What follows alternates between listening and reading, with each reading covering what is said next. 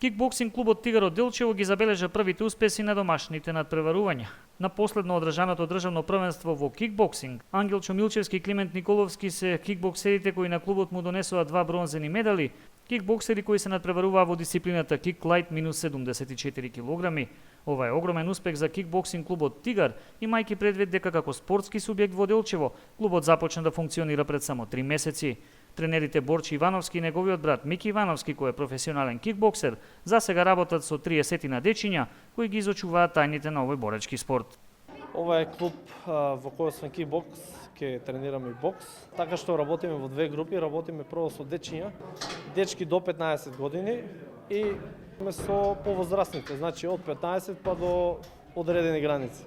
Инаку на државното првенство во кикбоксинг учествуваа 150 надпреварувачи од речиси сите поголеми клубови во државата.